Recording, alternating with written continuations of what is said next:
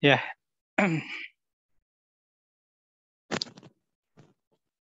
oke, baik. Bismillahirrahmanirrahim. Assalamualaikum warahmatullahi wabarakatuh. Selamat malam semuanya. Waalaikumsalam warahmatullahi wabarakatuh. Malam. Ya, oke, baik. Jadi meskipun hari ini jadwalnya malam hari ya mau tidak mau karena kelas khusus memang seperti ini jadwalnya di hari Jumat sore sampai dengan Sabtu sore ya. Jadi ya kita harus siap dengan jadwal di malam hari gitu ya. Oke, untuk pertemuan kedua hari ini kita akan melanjutkan sedikit topik kemarin yang belum selesai seingat saya ya. Masih tentang review probability atau teori peluang, dan lalu kita lanjutkan lagi masih berhubungan dengan peluang, yakni nanti tentang variabel acak ya, atau random variable atau peubah acak ya. Oke, saya coba tampilkan dulu materi yang akan coba kita lihat hari ini ya.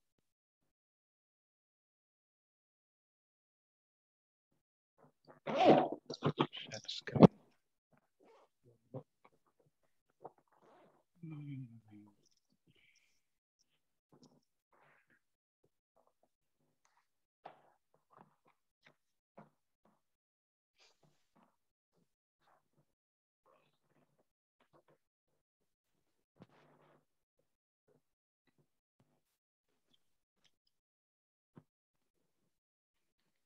Oke, baik. Jadi kemarin kita sudah membahas tentang review teori-teori peluang ya.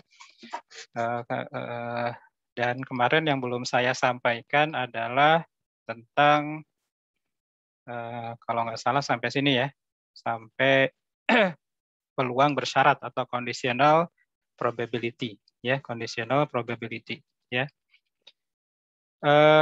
Jadi kemarin kalau tidak salah ini sudah disinggung sedikit juga sih tentang conditional probability ini gitu ya. Jadi kalau conditional probability ini kan intinya kita ingin mengetahui suatu event itu punya peluang berapa kalau sudah diketahui event lain itu terjadi gitu ya. Jadi notasinya adalah menggunakan garis tegak seperti ini ya. Jadi PA given B ya. PA jika diketahui B maknanya adalah kita ingin mengetahui berapa peluang terjadinya event A gitu ya jika diketahui event B itu terjadi gitu ya. Nah, ini adalah conditional probability. Jadi kondisinya adalah diketahui event B ini terjadi ya. Nah, teorinya ya untuk menemukan nilai PA jika diketahui B adalah kita harus cari dulu irisan antara A dan B gitu ya. Itu berapa peluangnya, lalu dibagi dengan peluang B itu sendiri gitu ya. Jadi kira-kira seperti itu ya. Jadi rumusnya gampang ya. Jadi PA irisan B atau PANB dibagi dengan PB ya. Nah, dari sini dari rumus conditional probability ini maka kita bisa turunkan yang namanya aturan perkalian atau multiplication rule ya.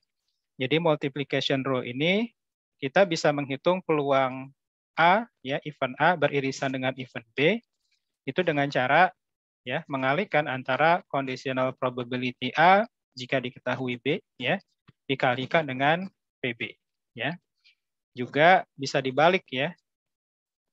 Jadi PANB ya bisa dibalik seperti ini. Kenapa bisa dibalik ya? Kenapa bisa dibalik ya? Jadi P ya A N B itu kan sifatnya komutatif ya. Kalau operasi N sama aja seperti P B N A gitu ya. Nah, berarti kita untuk mencari PANB sama saja dengan mencari PBNA. PA irisan B sama seperti mencari PB irisan A ya. Nah, mencari PBNA ya. Nah, itu kan apa namanya? Tinggal mengalihkan P ya. B jika diketahui A dikalikan dengan peluang PA ya. Nah, jadi bisa bolak-balik ya. Nah, kalau ini kan bisa dipahami ya kenapa jadi begini ya. Kenapa PANB sama dengan PA given B dikali PB. Karena kan kita mau nyari yang ini, berarti kan ini tinggal dikali silang ke sini gitu ya. Tinggal dikali silang ya. Oke, ya. Jadi seperti itu tentang conditional probability ya. Nah, berikutnya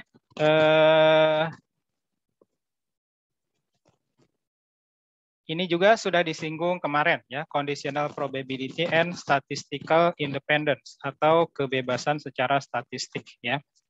Nah, jadi kemarin kan saya sampaikan bahwa apa yang dimaksud dengan suatu event-event itu saling bebas ya, atau secara statistik saling bebas atau independen ya.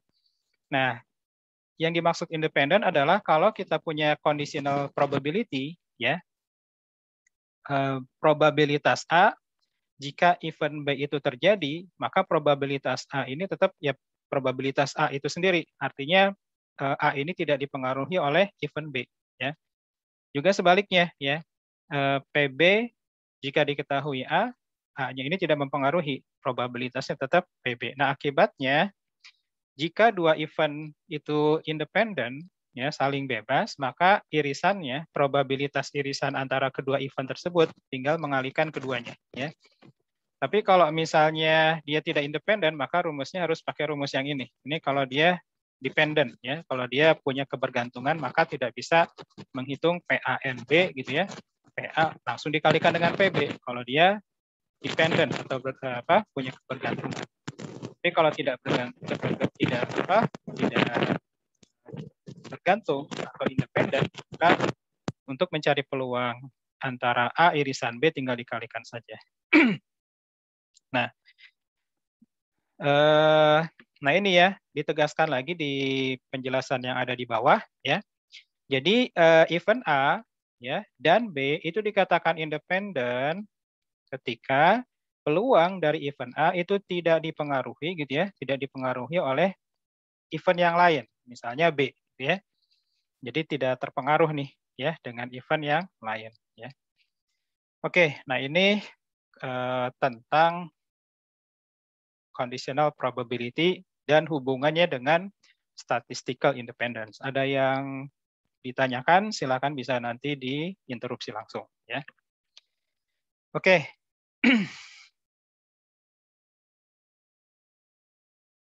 Nah, berikutnya kita masih berhubungan nih ya, berhubungan dengan conditional probability ya, conditional probability. Ya, ini tentang hukum Bayes ya. Nah, ini sering dengar mungkin ya. Ada yang masih ingat hukum Bayes seperti apa?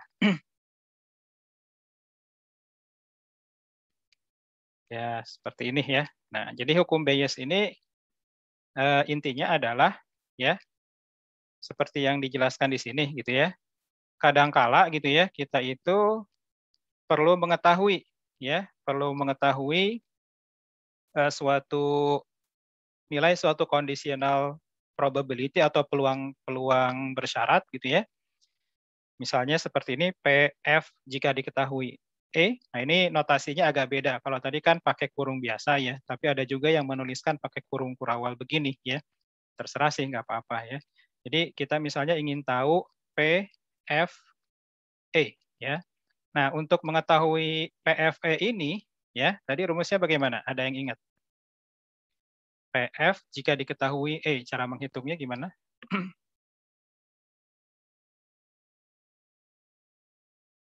Ada yang masih ingat? Mas Prayudi masih ingat, Mas Prayudi? Kalau dia independen berarti tinggal dikalikan PF kali PE, Pak. Tapi begitu. Ada lagi? Ya, makasih Mas Prayudi. Ini kita mau ngitung ini nih. PF jika diketahui E. Conditional. PFNE. Ya, silakan. PFNE dibagi PE. Ya, PFNE gitu ya. dibagi PE gitu ya. Nah, nah tapi kadangkala gitu ya, dalam soal seperti ini gitu ya, yang diketahui di soalnya bukan kalau udah diketahui FNE-nya udah ada gitu ya, atau PF dan PE-nya udah ada gitu ya. Nah, ini gampang mencarinya ya. Nah, cuman biasanya yang diketahui di soal gitu ya, yang diketahui di soal itu itu sebaliknya gitu ya, yang diketahui itu malah PE jika diketahui F ya. Nah, PE jika diketahui F ya. Nah, jadi bagaimana menemukan ini gitu ya, menemukan peluang F jika diketahui E, tetapi fakta yang diketahui adalah peluang E jika diketahui F. Jadi kebalikannya ya. Nah, jadi pertanyaannya itu, apakah mungkin kita menghitung PF jika diketahui E jika yang diketahuinya adalah PE jika diketahui F ya. Nah, ya bisa-bisa aja ya. Jadi kalau kita apa sih namanya? Kalau kita utak-atik gitu ya. Jadi tadi kan PF jika diketahui E ini kan cara ngitungnya adalah PF NE dibagi PE ya. Nah, kita bisa hitung seperti ini, PF jika diketahui E adalah kita balik gitu ya, PF NE ini kan sama aja seperti PE NF. N kan boleh dibolak-balik ya, bebas ya. Nah, per PE ya. Nah, ingat aturan perkalian yang tadi. Nah, masih ingat ya? Jadi PANB ini ya, PANB itu bisa diketahui dengan mengalihkan PA given B dikali PB, atau ya bisa begini gitu ya, PBA given A, PB given A dikali PA ya. Nah, berarti yang ini juga sama gitu ya. Jadi untuk mencari PENF ini ya, saya teruskan ke bawah sini ya. Untuk mencari PENF ini berarti bisa juga kita peroleh dari PE given F dikali dengan PF ya. Nah, lalu dibagi dengan PE. Nah, jadi sekarang kita bisa gunakan ini gitu ya. Nah, ini ya untuk menghitung ini ya, menghitung PFE ya. Nah, biasanya yang diketahui di soal selain PE given F juga diketahui ini nih gitu ya, PF. PF-nya itu diketahui biasanya ya. Nah, lalu biasanya nah ini ya. Jadi untuk mencari PF given E ya, kita bisa menggunakan ini gitu ya. Nah, ini namanya hukum Bayes ya. Jadi PE given F dikali dengan PE ya. Nah, ini biasanya diketahui di soal yang seperti ini ya, ada di soalnya. Nah, jadi itu hukum Bayes ya. Oke. Nah, lalu hukum Bayes ini ada ya, ini biasanya sudah diketahui nih di soal, ada gitu ya. Ini juga ada ya. Nah, biasanya agak susah yang ini nggak ada nih ya. PE ini yang bagian bawah ini ya. Nah, yang bagian bawah ini biasanya belum diketahui di soal nih. Ini belum diketahui di soal ya. Jadi yang diketahui di soal biasanya hanya dua ini gitu ya. Hanya dua ini. Nah, bagaimana kita mengetahui nilai PE ya yang untuk penyebutnya ini ya, pembaginya ini dari nilai yang diketahui, ya ini PE given F ya dengan PF. Nah, ini dari dua ini gimana mengetahuinya gitu ya. Nah, kalau yang atas kan aman ya, yang atas ini sudah bisa dipakai nih ya, apa-apa yang diketahui ya. Nah, cara mendapatkan yang bawah, kita harus pakai hukum yang lain ya. Hukumnya namanya adalah law of total probability gitu ya. Jadi hukum dari total probabilitas ya. Jadi ini sebetulnya simpel-simpel saja ya. Jadi simpel-simpel saja, intinya hukum dari probabilitas total ini, ya, nah ini coba kita amati ini ya. Nanti kalau ada yang bingung kita ulang-ulang lagi nggak masalah ya. Jadi kita punya sample space ya atau ruang contoh yang di kotak ini gitu ya. Nah, lalu sample space ini kita partisi gitu ya. Kita potong-potong menjadi beberapa event ya. Jadi ada event 1 ya, event 1, event 2, event 3, event 4, event 5, event 6, event 7. Nah, kalau Bapak Ibu, rekan-rekan semua perhatikan, E1, E2, E3, E4, E5, E6, E7 ini cirinya apa nih? Yang A nggak usah dilihat dulu ya, E1 sampai E7 dulu. Dia satu sama lain bagaimana dia? Saling bebas ya Pak ya? Saling bebas. Nah, nggak tahu kalau saling bebas. Saling lepas sama aja ya Pak? Ya, nah saling lepas bolehlah kayaknya nih. Nah, ini sebenarnya ada nih di atas nih ya. Mutually disjoint ya. Jadi dia intinya tidak ada irisannya kan ya antara event yang satu, event kedua, ketiga dan seterusnya tidak ada irisannya kan antara E1, E2 sampai E7. Dia tidak beririsan, berarti dia disjoint. Nah, bisa ya saling lepas tadi ya, mutually disjoint ya. Ya boleh bebas ya, bebas lepas sama aja. Tapi belum tentu dia independen ya, beda lagi tuh kalau independen ya. Jadi bukan independen, bebas disjoint itu terpisah mungkin ya, tepatnya ya, saling terpisah ya. Kalau independen atau tidak harus dibuktikan lagi tadi pakai cara yang tadi ya. Nah, tapi ini adalah mutually disjoint ya. Nah, dia mutually disjoint dan dia sifatnya exhaustive nih gitu ya. Exhaustive. Jadi kalau misalnya event 1 sampai 7 digabung-gabungkan, maka dia menjadi sample space gitu ya. Nah, jadi kalau S1 ditempel E2, ditempel E3 gitu ya, disambung E2, sambung E3, sambung E5, E4, E7, E6, terbentuk seluruh kemungkinan outcome atau sample space ya. Nah, ini disimbolkan dengan ini gitu ya. Jadi kalau seluruh E ini digabungkan, ini notasi digabungkan, maka dia akan membentuk sample space ya. Nah, antar event itu tidak ada irisannya. Jadi untuk semua event itu tidak ada irisannya, artinya dia himpunan kosong ya. Nah, lalu berikutnya di sini kita buat event baru ya, namanya adalah event A. Yang di tengah ini nih ya, event A ya. Event A ya.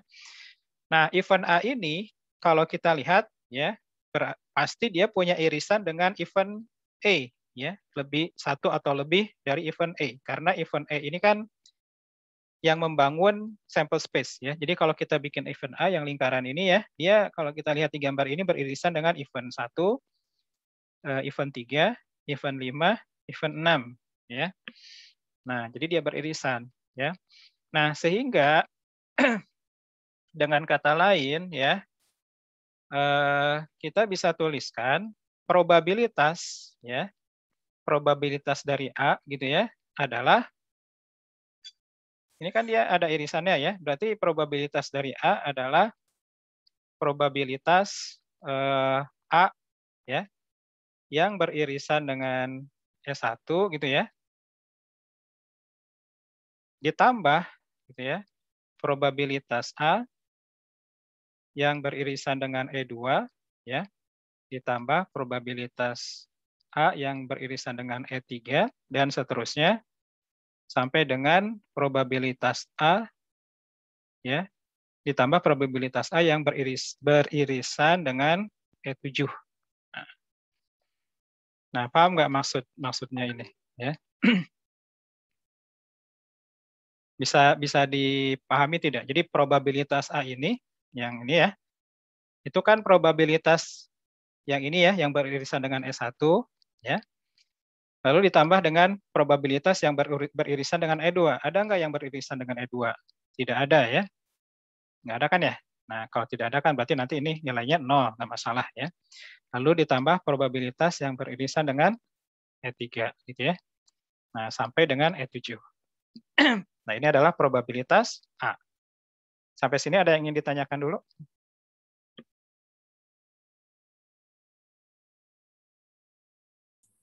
izin tanya Pak, Silakan. itu tadi cara mengirisnya ada pola tertentu nggak ya Pak? Irisan ini, Iya. ini. Enggak, ini tidak ada polanya.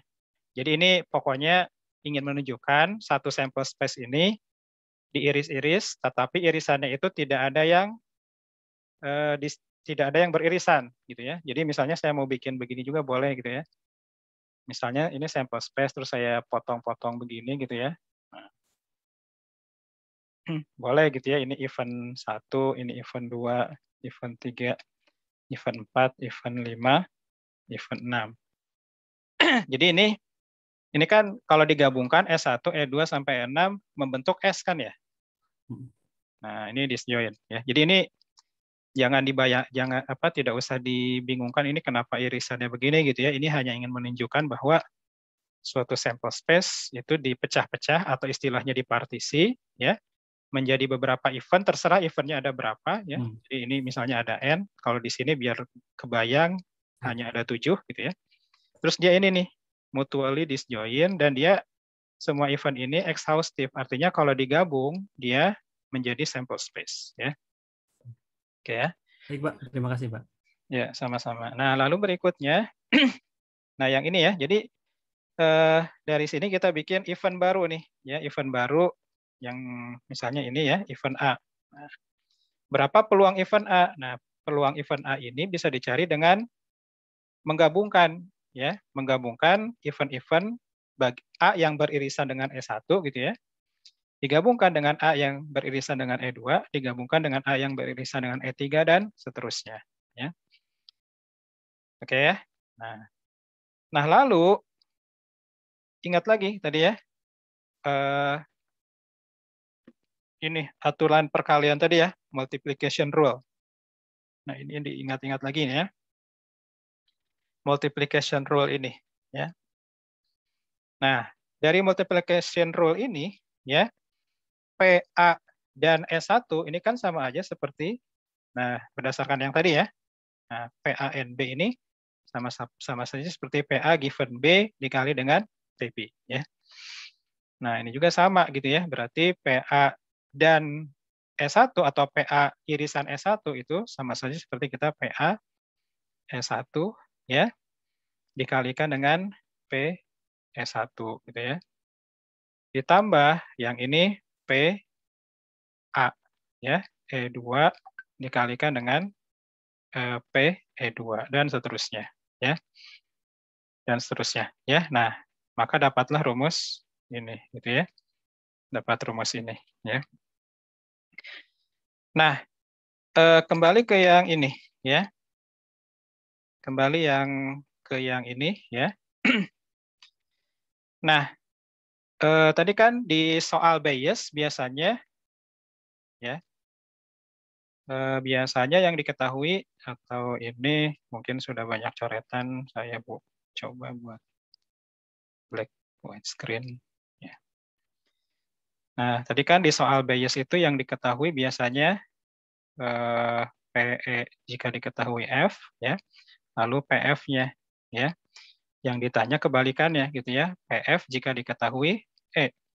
Nah, ini kan tadi sudah bisa kita ketahui dengan menghitung PE jika diketahui F ya. Dikalikan dengan PF ya. Dibagi dengan PE ya. Karena kan yang dicari yang ini ya. Jadi pembaginya adalah PE ya. Nah, ini nih tadi ya yang jadi pertanyaan. Nah, untuk mencari PE ini ya, kita bisa pakai yang tadi ya. Yang apa sih tadi namanya? Ini law of total probability ya. Hilang. Screen putih saya hilang tadi ya. Oke, jadi kita bisa pakai yang hukum probabilitas total tadi ya. Ulangi lagi deh ya. P yang diketahui kan PE jika diketahui F, lalu PF ya, yang ditanya adalah PF jika diketahui E ya. Maka bisa kita cari dengan menggunakan yang diketahui ini ya. P E jika diketahui F dikali dengan PF dibagi dengan PE ya. Nah, jadi kita bisa bayangkan kita punya sampel space gitu ya. Nah, lalu kita partisi ya, kita potong dua, terserah mau gimana motongnya ya. Misalnya begini ya. Nah, yang satu adalah event F ya. Nah, event F. Nah, yang sebelah sini berarti apa nih? Yang sebelah kanannya. Event E, Pak. E, Pak. E, Pak. Event E. Event E, Pak. Event E. Belum tentu juga Iya. sih sebenarnya. Bisa aja E itu gini nih. Oh iya. Nah, ini yang udah pasti apa nih? Sebelahnya. F komplement. Nah, F komplement ya. Oh iya. Ya enggak? F komplement ya. Ya kan udah pasti kan kalau ini F berarti sebelahnya F komplement kan. Nah, katakanlah tadi ya saya gambar event E ini nih ya, yang kecil ini ya. Nah, ini event E nih ya. Nah, kan kita nggak tahu event E itu di mana ya, belum tentu yang sebelah sini juga gitu ya. Nah, berarti dengan apa namanya? Law of total probability ini, kalau kita mau menghitung event E gimana caranya? Ini kan berarti ada yang beririsan dengan F gitu ya, ada yang beririsan dengan bukan F ya. Nah, gimana cara ngitungnya? Event E-nya ini nih, misalnya yang kecil ya. Kita mau nyari PE nih, karena mau menyelesaikan ini. Kalau ini kan udah ada ya. PEF udah ada. PF sudah ada. Nah, ini nih belum ada nih. Nah, yang diketahui F-nya. Gimana? P. P, saya tulis nih ya. FNE. FN. Ya, F irisan E. Nah, F irisan E. Terus digabung ya. Ya. Nah, F irisan E kan yang ini ya. Digabung dengan yang sebelah sini nih. Berarti apa nih? Komplement F irisan E. Nah, komplement F irisan E ya. Nah, cuman di sini juga belum ada ternyata ya untuk mengetahui ini. Ya. Tapi ingat tadi gitu ya, ingat aturan perkalian tadi. Ya. Jadi ini bisa dihitung dengan P gitu ya. Nah, ini kan boleh ditukar-tukar ya, F dan E itu sama aja E dan F ya. Komplement F dan E sama seperti E dan komplement F. Nah, pakai aturan perkalian tadi, ini kan berarti bisa kita hitung sebagai PEF gitu ya.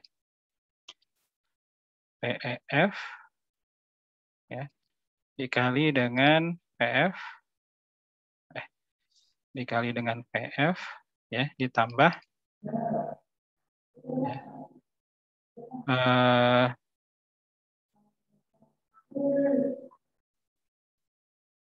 P ya, berarti yang ini berarti P E ya, given not F ya,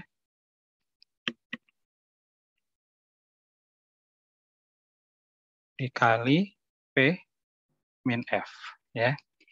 Nah, jadi bisa dibuat seperti ini gitu ya. Nah, jadi kira-kira itu ya. Nah, sehingga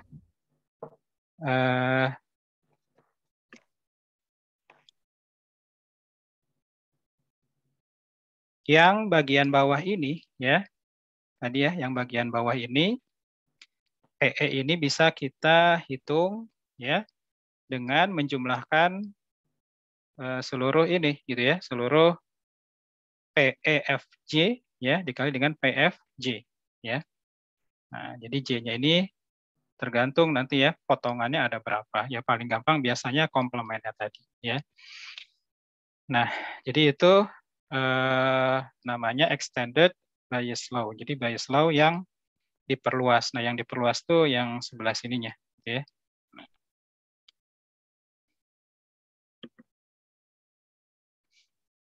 Nah, jadi ini ya, ini apa penjabarannya ya. Maaf, Silakan. boleh balik ke yang tadi widescreen masih ada nggak Pak ya? Yang mana? Yang widescreen tadi, yang Nah, apa namanya, rata-rata merah tadi masih ada nggak? nah itu hilang. Aduh, iya. Saya Iya. pindah slide hilang. Apa yang mau ditanyakan? Enggak sih, mau tadi ya nyatet ada kurang dikit. Oh, ini direkam sih ya, nanti Oh, bisa. baik, direkam. Iya, makasih Pak. Ya, Siap, Pak. kalau lupa nanti bisa diulang. Siap, Pak. Makasih Pak. Ya, Tanya Pak, ya silakan. tadi kan muncul yang di widescreen tadi ya, P given complement F. Nah itu kan kita belum tahu juga tuh Pak. Iya, nah nanti kita lihat contohnya ya Pak. Ada nih contohnya. Gimana ininya ya. Nah, kita lihat. Nah, jadi nah ini ya tadi ya penjabarannya. Maaf yang ini ya. Jadi PE ini bisa dicari dengan PE given H ya. Jadi ini kalau ini contohnya adalah H ya, dikali dengan PE given H dikali dengan PH ditambah dengan PE given not H dikali dengan P not H ya. Ada kata-kata adil nyariin.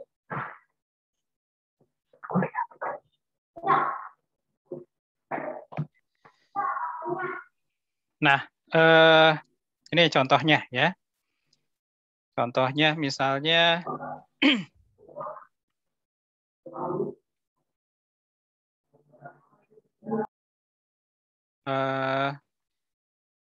biasanya bias ini dipakai untuk kasus-kasus seperti ini ya, kasus penyakit di sini contoh kasusnya ya. Misalnya di sini kita punya gejala penyakit gitu ya. Kita punya gejala penyakit atau penyakit yang kita rasakan gitu ya, punya physical complaint. Nah, penyakit ini adalah salah satu dari beberapa gejala yang jarang terjadi gitu ya, yang jarang terjadi ya. Nah, lalu kita punya gejala nih, kita merasakan gejala penyakit gitu ya. Nah, kemudian berdasarkan penelitian gitu ya, berdasarkan observasi 1 dari 500 orang ya, itu mengalami penyakit tersebut gitu ya. Jadi ada gejala gitu ya, ada penyakitnya gitu ya. Kayak sekarang kan COVID-19 gitu ya, ada yang kena COVID tapi tidak bergejala, ada yang kena COVID yang bergejala gitu ya, kira-kira seperti itu gitu ya. Nah, untuk peluang terkena penyakitnya itu sendiri ya adalah 1 dari 500 ya. 1 dari 500 ya. Nah, berikutnya adalah berapakah peluang ya? Berapakah peluang kita itu ini bukan pertanyaannya ya, ini yang diketahuinya ya. Jadi peluang ya kita itu bergejala gitu ya, kita itu bergejala jika kita terkena penyakit ya 0,7 gitu ya. Jadi kalau saya tuliskan di sini gejala ini event G, penyakit ini adalah P ya. Maka yang diketahui berarti 1 dalam 500. Nah, ini berarti event apa nih?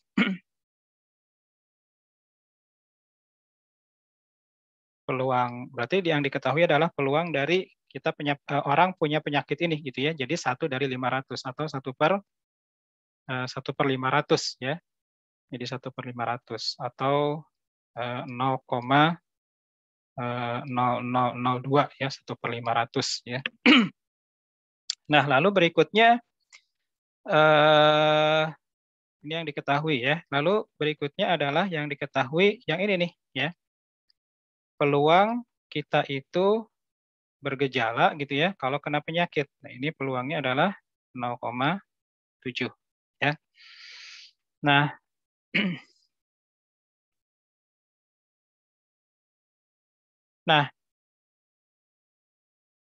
ternyata ada lagi nih yang diketahui ya. Nah, berarti saya menjelaskan di awal ada yang kurang ya. Jadi di sini dijelaskan lagi bahwa the probability of having the symptom without also having the disease is 0,001. Nah, ini artinya apa nih? Kalau PG jika diketahui P kan ini kita punya peluang kita itu muncul gejala jika diketahui terkena penyakit tersebut gitu ya adalah 0,7 ya. Nah, yang 0,01 ini artinya apa?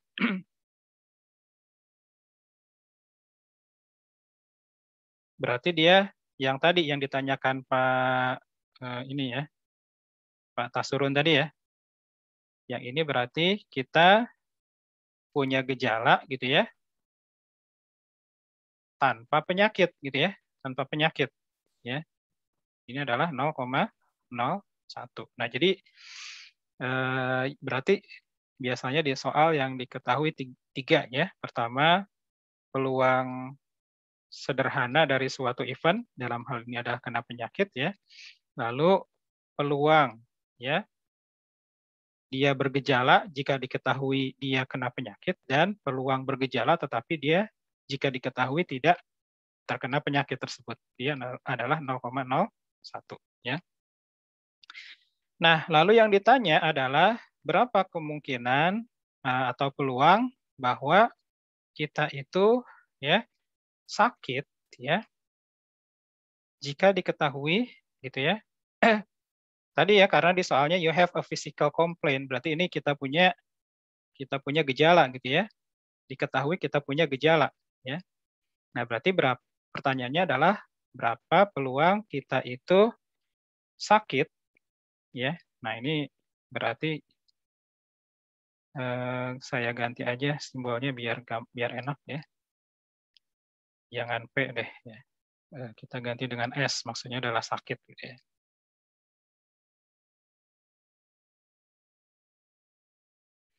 Nah, jadi event sakit ya, event bergejala ya. Jadi ini PS berarti dia peluang dia sakit. Ini S berarti ini minus S ya. Nah, berapa peluang kita itu terkena penyakit kalau ternyata kita bergejala ya. Nah, berarti kalau pakai rumus Bayes dengan ini gimana nih? Kalau kita uraikan dengan rumus Bayes tadi.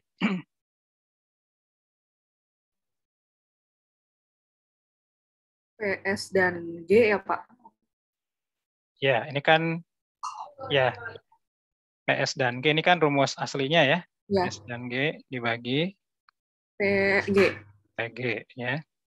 Nah, habis itu yang ini yang di atas biar bisa memanfaatkan apa yang diketahui ini ya. Kan yang ini tidak diketahui ini ya, S dan G ya. Berarti gimana nih? PG given S. PG given S ya. Terus dikali PS. PS ya. Oke. Ini saya hapus dulu, kecoret. Nah, lalu dibagi dengan PG kan ya. Nah, si PG ini kan belum ada nih ya. Nah, si PG ini belum ada. Berarti P given S dikali PS.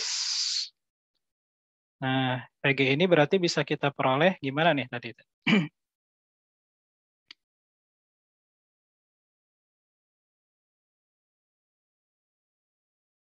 Nah, ini kan tadi yang di widescreen tadi ya, yang saya tuliskan tadi ya. Nah, jadi ini PG ini kan pakai law of total probability tadi, berarti bisa kita cari dari ya, P G given S dikali dengan PS ya, ditambah P kok gini nulisnya. Ditambah bentar, ini agak susah nulisnya. Ditambah P ya, G, tapi jika diketahui given not S kan ya, dikali dengan P not S. Ya. Ya, jadi tadi ya logikanya kita punya sample space. Ya. Nah, sample space ini dibagi dua gitu ya. Ada yang ini S ini maksudnya sakit ya, berarti yang sebelahnya tidak sakit. Nah, dari sini ada event G ini ya. Event G ini yang bergejala ya. Berarti kan tinggal menggabungkan antara G yang beririsan dengan S dan G yang beririsan dengan bukan S. Nah, untuk menghitung irisannya tadi kita pakai aturan perkalian seperti ini. Nah, kalau sudah kayak gini kan diketahui ya, PG given S ada nih ya. PG given S kan ini ya, berarti 0,7 gitu ya. Mana nih? Ini ya, 0,7 ya. Ini untuk menghitung P S given G ya. Nah, PG given S kan 0,7 ya. Dikali dengan PS. PS itu kan 1/500 ya. 1/500 itu 0,002. Benar nggak nih? 1/5 Kak? 0,02 seharusnya. 0,02 ya? Iya. Iya, Pak. Oke, saya salah. Maaf.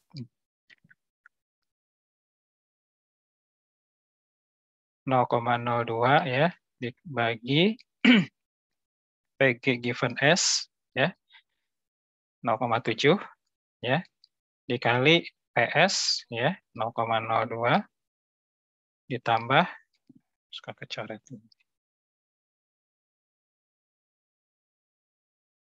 ditambah 0,01 ditambah 0,01 ya. Iya. 0,01. Nah, dikali apa nih? P minus S, P ini berapa nih? Ini nggak ada di soal, tapi bisa kita hitung berapa. Komplement S. Kan probabilitas itu PA ya ditambah PA P komplement A itu berapa harusnya? Nah, logikanya gimana? 1 ya. 1 ya. Jadi maksimum nilai probabilitas itu 1. Nah, berarti mau mencari P min S ya berarti tinggal 1 dikurangi PS ya. Nah, berarti ya. Itu yang PS itu tuh 1 dibagi 500 0,002. Nah, kan benar saya berarti ya tadi ya. 0,02. Nah, ya udah nggak apa-apa nanti dibetulkan aja ya. 1 dikurangi 1/500. Berarti berapa? 499/500 ya. Nah, ya udah. Nah, nanti dihitung berapa lah ya titik-titik ya. Ada sih jawabannya di sini. Ya. Nah, jadi jawabannya adalah ini ya, 0,123 ya. Jadi peluang kalau ya. Oh ya. Jadi peluang kita itu misalnya kita kena gejala gitu ya. Terkena gejala. Terus peluang kita itu sakit ya berdasarkan observasi-observasi ini adalah 0,123 atau 12,3% ya. Nah, jadi kira-kira seperti itu ya. Gambaran tentang teori bias. Oke. Oke, berikutnya. Nah, ini tadi sih contoh-contohnya tidak ada hubungannya dengan jaringan komputer ya. Nah, karena ini adalah mata kuliah analisis jaringan komputer, maka di sini saya carikan gitu ya. Jadi saya carikan dari beberapa sumber contoh probabilitas yang berhubungan dengan jaringan komputer. Ini sudah saya share juga slide-nya, jadi mudah-mudahan sudah ada yang membaca gitu ya. Jadi misalnya Nah, ini kita masuk ke dunia jaringan komputer, gitu ya. Misalnya kita memantau, gitu ya. Jadi kita memantau lalu lalang paket, ya, lalu lalang paket di dalam jaringan, ya. Jadi untuk memantau lalu lalang paket di jaringan itu kan bisa kita pasang sebuah komputer, ya. Lalu di situ kita pasang program, gitu ya, program untuk menangkap paket-paket yang beredar di jaringan, gitu ya. Nah, itu bisa kita lakukan. Misalnya yang terkenal adalah Wireshark, gitu ya. Jadi Wireshark itu kita bisa lihat tuh ya, kita pasang komputer kita di jaringan, ya, dalam konteks LAN, ya, local area network, ya, asal dalam satu segmen, gitu ya. Nah, itu dia bisa melihat paket apa saja yang masuk ke segmen tersebut atau dalam suatu area wireless network, ya, atau Wi-Fi. Nah, makanya sebetulnya kalau kita mengirimkan data, gitu ya, tanpa terenkripsi, maka data itu bisa dilihat oleh komputer lain, ya, karena sebetulnya bisa dilihat, gitu ya. Atau kalau kita connect ke jaringan Wi-Fi yang tidak terenkripsi, gitu ya, yang open, ya, itu bisa kelihatan isinya. Apalagi kalau kita mengakses halaman web yang tidak pakai HTTPS, itu kan dia tidak terenkripsi, ya. Jadi kalau kita masukkan password, username, password, gitu ya, ke halaman web yang HTTP biasa, gitu ya, bukan HTTPS, ya username password-nya itu kelihatan, gitu ya, seperti itu. Nah, jadi misalnya kita memantau tadi ya lalu lalang paket yang ada di jaringan, ya. Nah, lalu ya seperti kita tahu ya protokol jaringan yang kita pakai sampai sekarang masih protokol TCP/IP, ya, TCP/IP. Ya. TCP/IP ini kan salah satu layernya adalah layer transport, ya. Di mana layer transport ini memungkinkan kita mengirimkan pesan dengan dua format, ya, saya katakan format, ya, dalam dua format atau dua jenis segmen, ya, yakni bisa TCP, bisa UDP, gitu ya. Kalau TCP ini untuk untuk pesan-pesan yang harus reliable, gitu ya, yang harus terkirim tanpa ada error, maka kita harus menggunakan TCP, ya. Contohnya kalau kita buka halaman web itu kan tidak boleh ada yang hilang datanya, ya, walaupun 1 bit, gitu ya, karena jadi aneh nanti halaman web yang muncul. Maka yang digunakan TCP. Beda lagi kalau kita live streaming, katakanlah, ya. Kalau live streaming kita lihat video, ya, ada bit yang hilang-hilang sedikit, ya nggak apa-apalah, gitu ya, masih bisa dikoreksi. Nah, ini bisa menggunakan UDP, ya. Jadi TCP ini reliable, UDP ini unreliable, gitu ya.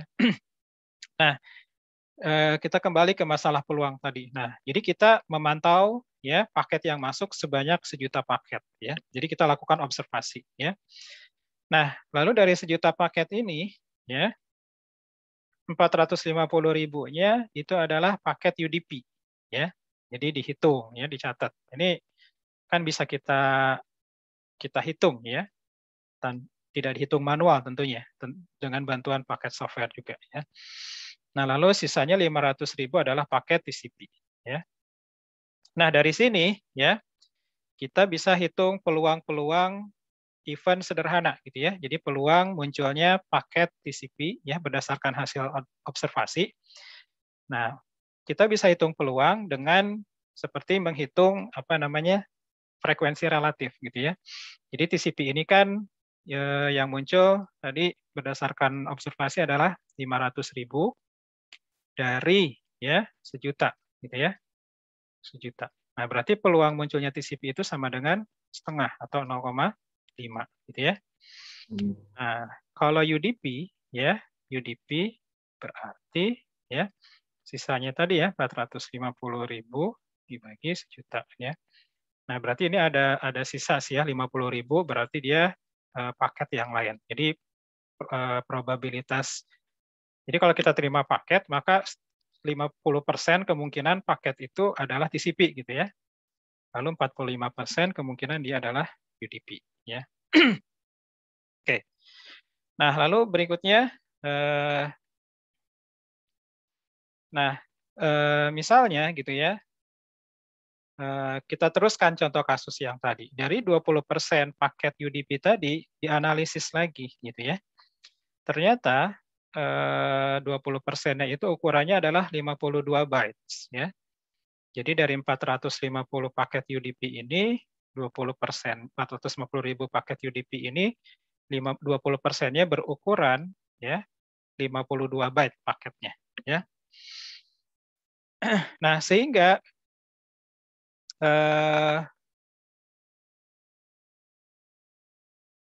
bisa kita simpulkan ya dari kalimat ini ya. Dari 20% paket UDP ukurannya 52 bytes. Nah, ini bisa kita simpulkan ini memang adalah suatu probabilitas bersyarat ya. Jadi kalau diketahui yang kita ambil itu adalah paket UDP ya, maka peluang dia itu ukurannya 52 byte adalah 20% ya, 0,2 gitu ya. Nah, jadi kita bisa dapatkan peluang bersyarat dari sini gitu ya. Jadi misalnya kita ambil ya paket secara acak ya. Nah, terus kita lihat jenis paketnya, oh UDP ini. Nah, tapi kita belum lihat nih berapa ukuran paket tersebut ya. Nah, tetapi berdasarkan informasi ini peluang dia ukurannya 52 byte adalah 0,2 ya. Jadi tidak terlalu berpeluang besar sebenarnya ya. Nah, sehingga kalau ditanyakan berapa probabilitas bahwa paket yang diterima itu dia adalah jenis UDP sekaligus ukurannya 52 byte ya. Nah, ini kita bisa pakai rumus perkalian, aturan perkalian tadi ya. Nah, jadi untuk mencari ini kan sama dengan P52 dan UDP ya. Artinya ya berarti P52 ya given UDP ya dikali dengan probabilitas UDP gitu ya. Nah, P52 given UDP kan tadi sudah kita tahu gitu ya, 0,2 gitu ya. Saya tulisin di atas 0,2 dikali dengan probabilitas UDP tadi yang di slide sebelumnya 0,45 gitu ya, sehingga dapat hasilnya yang ini 0,09 ya. Nah, jadi peluang kita dapat suatu paket yang 52 byte dan dia UDP adalah kecil, 0,09 ya atau 9% ya. Nah, itu ya contoh-contohnya ya. Nah, lalu berikutnya kita teruskan lagi ya, kita teruskan lagi. Berikutnya adalah kita mengambil paket tadi secara random dan ternyata gitu ya, yang kita ambil bukan paket yang berukuran 52 byte ya. Misalnya ukurannya 64 byte katakanlah ya. Nah, kalau kita ketemu event seperti ini, ketemu paket yang bukan 52 byte, berarti yang ini ya. Berapakah peluang dia itu UDP gitu ya? Berapakah peluang dia itu UDP? Nah, ini kan terjadilah kasus di mana kita harus memanfaatkan rumus Bayes karena yang diketahui tadi kan 52 given UDP ya. Sekarang kita ditanya kebalikannya ya. Nah, sehingga di sini sudah diuraikan ya, nanti bisa dilihat sendiri, ini bisa kita cari ya. Dengan tadi yang kita lihat tadi caranya ya. Nah, sehingga kita bisa hitung dengan apa sih namanya? Dengan apa yang kita ketahui ya. Dan dapatlah probabilitasnya adalah 0,78. Artinya apa? Artinya kalau kita dapat paket ya yang ukurannya itu bukan 52 misalnya tadi ya, bukan 52 byte tetapi 60 byte ya. Maka bisa kita perkirakan bahwa dia itu kemungkinan besar bukan UDP ya. Berarti dia TCP gitu ya. Kalau bukan UDP dia TCP atau bisa juga paket yang lain ya. Nah, jadi ini ya kira-kira ya sebenarnya peluang ini bisa dimanfaatkan di mana saja, tapi ini contohnya karena konteks kita adalah analisis jaringan komputer ya. Nah, jadi kira-kira demikian ya. Oke. Nah, itu lanjutan dari yang kemarin. Oke. Sekarang saya akan pindah ke topik yang untuk hari ini. Atau ada yang ingin didiskusikan dulu? Oke, kalau tidak ada saya switch ke yang sekarang.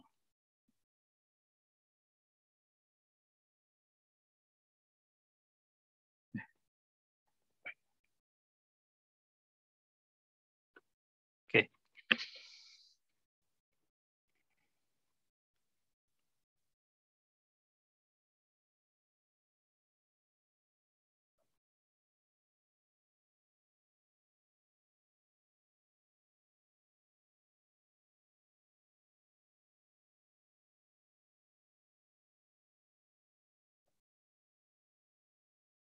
Ya, jadi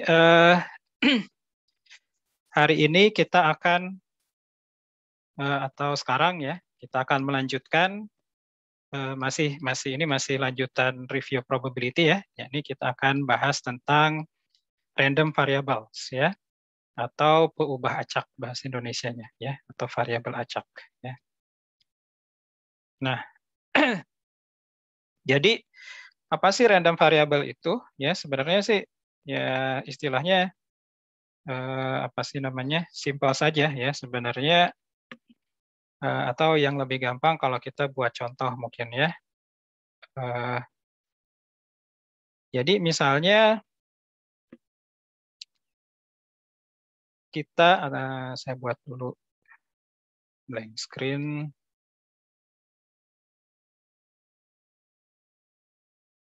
Ya. Jadi misalnya kita melempar ya, melempar 3 mata uang ya, melempar 3 mata uang. Ya. Nah, melempar 3 mata uang ya. Nah, setiap mata uang ini kan ya kita tahu ya, ada yang head ya, ada yang tail ya. Nah, lalu kita biasanya kan kalau kemarin kita amati eventnya. Eventnya itu yang bentuknya itu bukan angka gitu ya. Jadi misalnya munculnya 2 head ya, 1 tail karena kan tiga ini ya, tiga koin ya. Nah, sekarang yang ingin kita amati adalah jumlah ya, jumlah head ya. Jumlah head. Nah, menurut Bapak Ibu dan rekan-rekan semua, hasil catatan kita nanti kemungkinannya berapa aja nih jumlah head ini? Melempar 3 mata uang.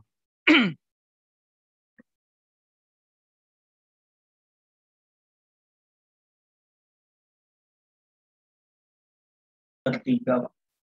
Berapa? Dari 1/3, Pak. Bukan. Apa jumlah head-nya ya. Jadi kan kita lakukan pelemparan ya, terus kita catat kan, misalnya yang pertama tail, tail, tail gitu ya. Nah, di situ kita lempar lagi head, head, tail dan seterusnya. Ini kan banyak ya. Nah, yang ingin saya catat dari percobaan adalah jumlah head. Nah, kemungkinannya berapa aja? 27 bukan? Jumlah head ya. Jumlah head dalam satu ini. Kalau ini jumlah head-nya berapa? 0. 0 kan? Nah, terus berapa lagi yang mungkin? 1, 2, 3 ya. Nah, ini ya. Nah, jumlah head ini bisa kita sebut dengan nama lain, katakanlah X gitu ya. Nah, jadi X ini nilainya bisa 0, bisa 1, bisa 2, bisa 3 ya. Ya tergantung percobaannya ya. Kalau ketemu ini berarti nilai X-nya sama dengan 2. Kalau ketemu ini nilai X-nya sama dengan 0 ya. Nah, ini yang disebut sebagai random variable gitu ya. Atau variabel acak. Artinya variabel yang muncul nilainya tergantung outcome dari hasil percobaan atau hasil pengamatan, ya. Jadi simpel gitu ya, random variable itu, ya. Nah, jadi kita lakukan suatu percobaan, ya. Nah, lalu outcome dari percobaan tersebut diberi nilai, ya, diberi nilai. Seperti ini kan diberi nilai 0. Maka pemberian nilai ini aturan yang kita buat tadi adalah misalnya jumlah head, gitu ya. Nah, jadi ini adalah random variable. Ya. Oke, ya. Nah, kembali ke sini, ya. Nah, atau di sini di slide ini contoh yang lain. Misalnya, ya, kita mendefinisikan random variable adalah X, ya. Nah, definisinya X ini adalah the sum of the two rows. Nah, dan apa percobaannya? Percobaannya adalah kita melempar 2 dadu, ya. Nah, berarti nilai X ini kemungkinan berapa aja nilai X ini?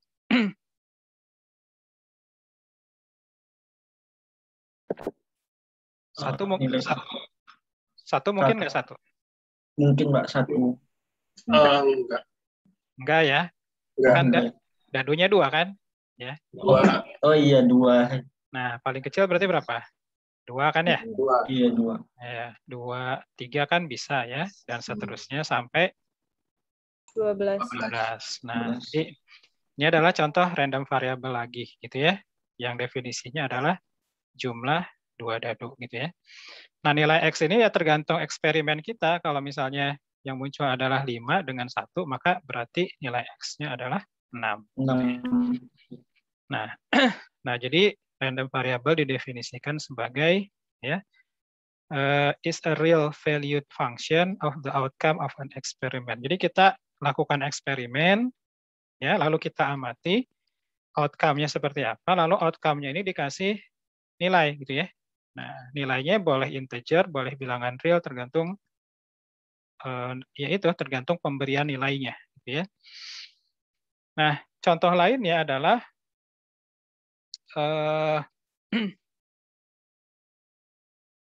misalnya kita ini agak lompat ya contohnya, kita agar konteksnya masuk ke apa jaringan ya.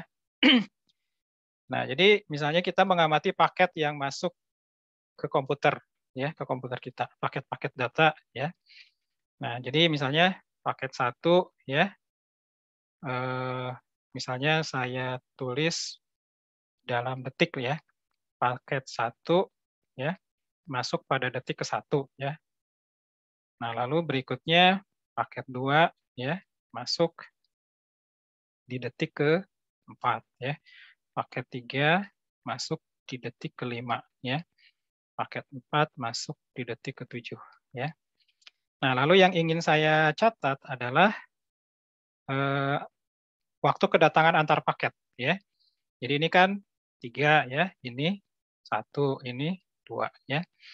Nah, di sini saya mendefinisikan random variable sebagai waktu ya kedatangan ya antar paket ya. Nah, nilainya bisa berapa aja? Nah, ini dalam pengamatan saya ada yang nilainya 3, ada yang nilainya 1, 2 dan seterusnya. Nah, ini kan random ya. Nilai-nilai ini random.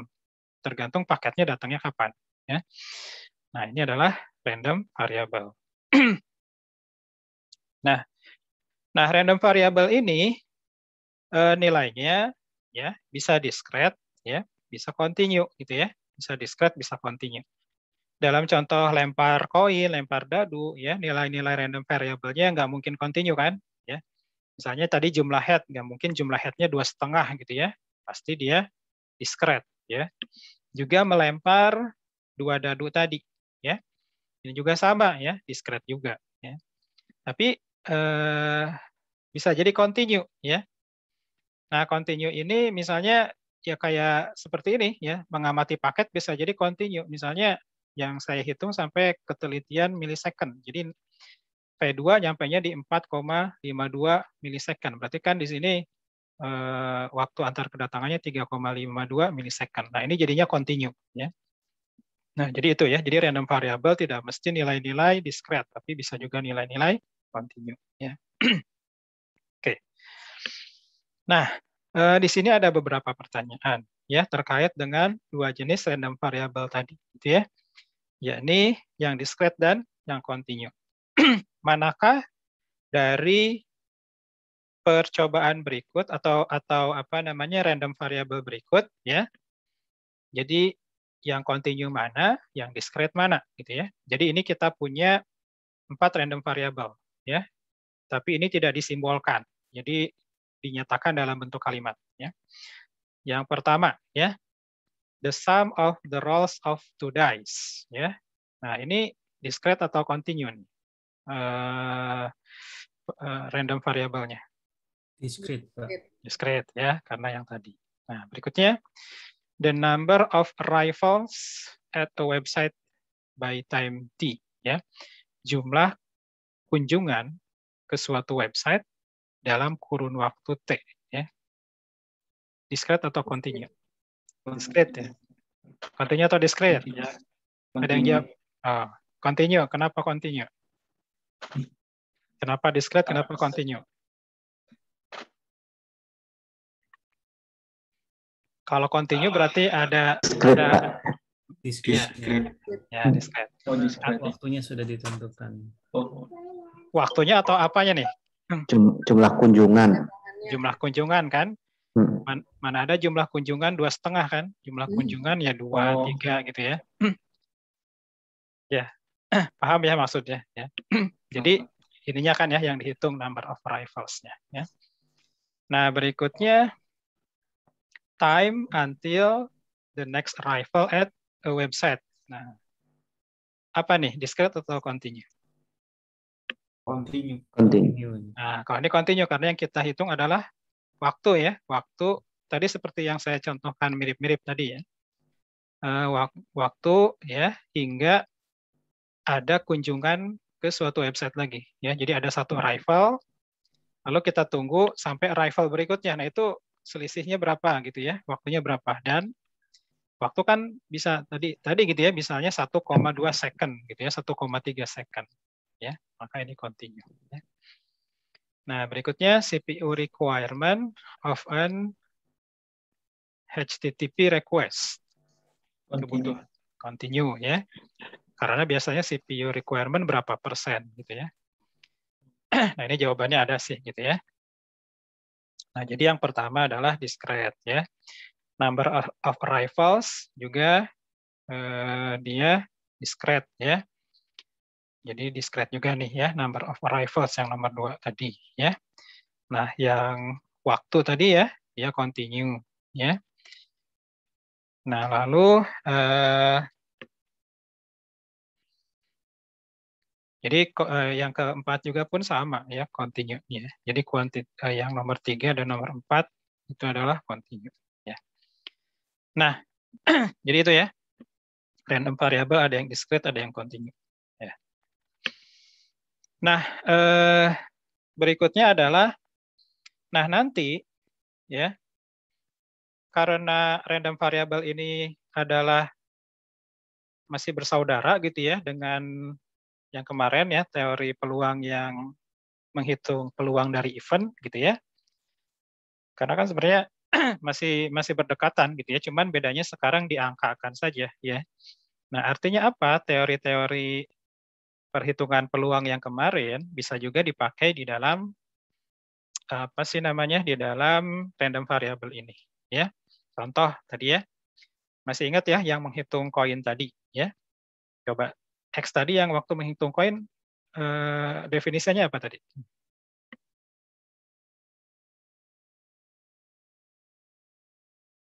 Yang contoh menghitung koin tadi? Melempar koin.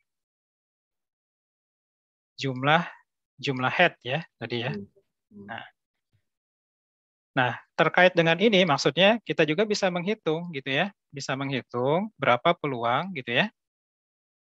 X sama dengan 1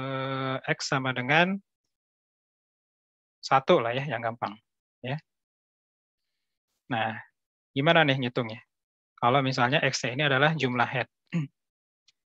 Berapa peluang X-nya sama dengan 1? Atau berapa peluang nilai random variable X ini nilainya adalah 1? Ya berarti harus diuraikan dulu ya, X sama dengan 1 ini apa aja nih? Kan melempar sebuah koin 3 kali ya. Yang pertama kan bisa head, tail, tail gitu ya. Bisa tail, head, tail. Terus tail, tail, head. Ya, ini kan X-nya sama dengan 1 kan, ketiganya kan? Iya. Ya. Nah, berarti PX sama dengan 1 ini, dengan kata lain peluangnya berapa nih? Peluangnya ada 3, Pak. 3 kan? Bawahnya?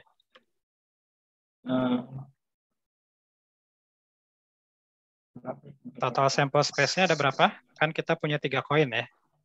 Masing-masing 8. 8 ya. 2 pangkat 3 ya, jadi 38. 38. Nah, artinya probabilitas random variable X ini nilainya 1 adalah 3/8. Gitu ya. Nah, jadi itu ya maksud dari ini ya penjelasan ini. Jadi kita untuk menghitung peluang suatu random variable nilainya sekian, yaitu bisa menggunakan teori-teori peluang yang sebelumnya. Ya. Nah, contohnya sebagai berikut ya, misalnya kita mengamati suatu website, ya, mengamati suatu website. Lalu kita disuruh mencari berapa probabilitas. Kita punya random variable, ya, namanya n. N ini artinya apa? Definisinya adalah jumlah kedatangan, ya, jumlah kedatangan atau jumlah kunjungan ke suatu website dalam kurun waktu T, ya. Nah, kita disuruh mencari berapa probabilitas jumlah kunjungan, ya, jumlah kunjungan ke suatu website itu lebih dari 10, gitu ya. Nah, berapa sih peluangnya gitu ya? Kalau website itu dikunjungi oleh klien lebih dari 10 dalam kurun waktu T. Nah, ya, cara ngitungnya pakai probabilitas seperti biasa gitu ya. Seperti biasa. Nah, cuma di sini dibagi 2 ya. Jadi harinya ada yang hari kerja, ada yang hari libur, dibedakan. Mungkin kalau hari libur lebih sepi kali ya, tergantung websitenya ya. Kalau websitenya adalah website hiburan, mungkin weekend itu lebih tinggi ya dibandingkan hari kerja atau sebaliknya ya. Nah, ini kan pakai rumus biasa ya. Jadi kalau misalnya diketahui hari kerja ya, maka peluang dia lebih dari 10 berapa dikali dengan 5/7 ya. Nah, ini kan artinya apa nih? Ini kan artinya masih ingat ya aturan perkalian tadi ya. Ini kan artinya kita mencari probabilitas N lebih dari 10 dan gitu ya. Dan weekend, di hari weekend gitu ya. Nah, ini dijabarkan seperti ini ya. Nah, ini berarti kebalikan ya, bukan weekend ya. Ini weekday ya, berarti weekday. Salah nulis ya. Nah, kalau 5/7 ini kan maksudnya adalah probabilitas weekday. Weekday itu kan ya 5 hari kan ya. Senin sampai Jumat 5/7 hari. Kalau ini kan weekend Sabtu Minggu ya, 2/7. Oke. Nah, berikutnya kita sampai jam berapa ya? Lupa tadi. Ini kita sudah berapa lama nih?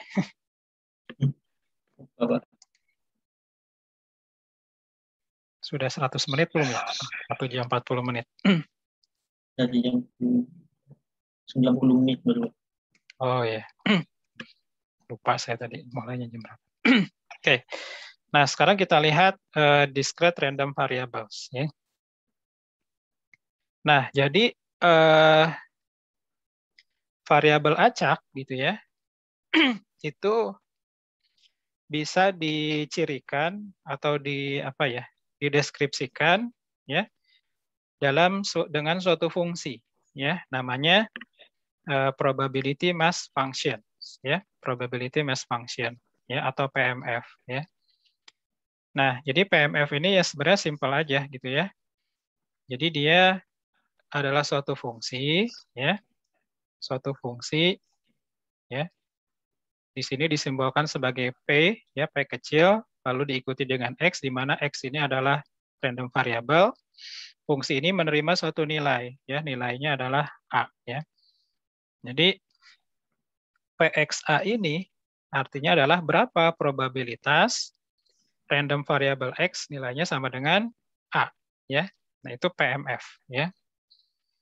Kayak tadi gitu ya. Yang melempar koin tadi, melempar koin 3 kali ya. Berarti PX1 ya. Itu artinya berapa probabilitas random variable X ini nilainya 1 dan probabilitasnya tadi 3/8 ya. Nah, ini namanya probability mass function. Ya. Nah, lalu selain probability mass function, ya, suatu random variable juga bisa dideskripsikan sebagai cumulative distribution function. Namanya juga kumulatif, ya. Jadi ditambahkan terus, ya, diakumulasi, ya. Nah, jadi dia tinggal ditambah-tambah aja, gitu ya. Jadi kalau ini dia sifatnya per titik gitu ya, PX1 ya berapa probabilitas ketika X-nya sama dengan 1. Kalau PX2 ya berapa probabilitas X sama dengan 2 ya. Jadi head-nya ada 2 ya. Kalau seperti itu ya. Nah, kalau cumulative distribution functions ya didefinisikan sebagai ini gitu ya.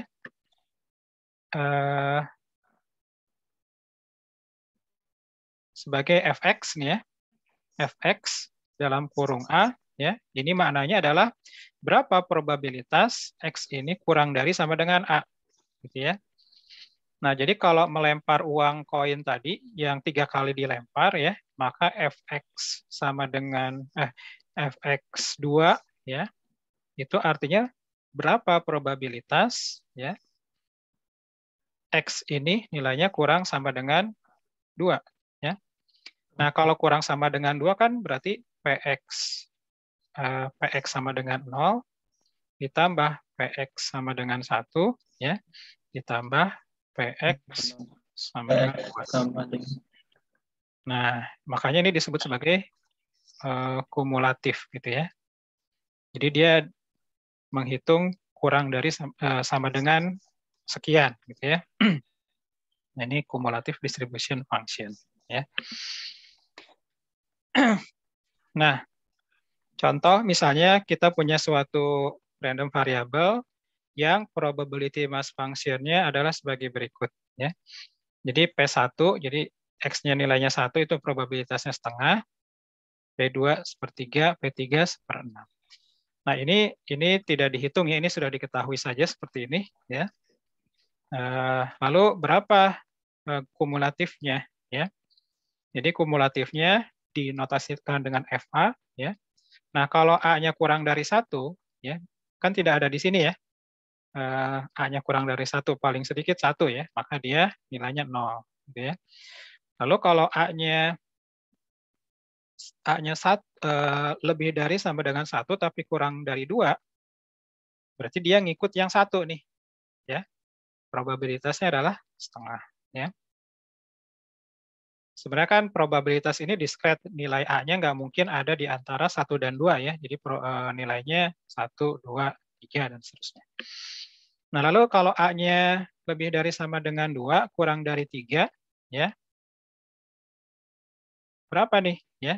A-nya lebih dari 2, ya, kurang dari 3. Nah, karena dia kumulatif, ya, maka untuk nilai A, ya, 2, ya, dari 2 sampai dengan kurang dari 3, ya, itu adalah berarti penjumlahan sebelumnya, ya, yang 0, gitu ya, ditambah dengan setengah, ditambah dengan probabilitas kalau dia 2, gitu ya, sepertiga. Jumlahnya adalah 5/6, gitu ya. Nah, ini, ya. Jadi ini ditambahkan, ya. Nah, lalu terakhir kalau A-nya kurang lebih dari sama dengan 3 ya. Nah, ini ditambahkan lagi. Jadinya 1 ya. Nah, jadi kalau digambarkan yang namanya cumulative distribution function itu seperti tangga kalau yang discrete ya. Dan selalu dia paling tinggi nilainya adalah 1, tidak mungkin lebih dari 1 karena kan probabilitas kalau ditambahkan semuanya ya ini sama dengan 1 ya. Nah, jadi tadi ya kalau misalnya X-nya itu kurang dari 1 ya. Jadi yang ini ya, ini tidak ada nilainya, berarti probabilitasnya 0 ya. Lalu kalau misalnya X-nya 1, dia probabilitasnya adalah setengah ya. Kalau X-nya 2, probabilitas kumulatifnya adalah 5/6. 5/6 ini dari mana gitu ya tadi ya? 5/6 ini dari setengah ditambah dengan 1/3 ya. Nah, lalu kalau 3 ya 1. Nah, ini maksudnya ini itu berarti probabilitas nilai random variable X kurang dari sama dengan 2. Berarti yang dihitung ini berarti ya. Nah, ini seperti itu. Oke, nah itu discrete random variable. Nah, discrete random variable ini punya pasti namanya punya distribusi-distribusi ya.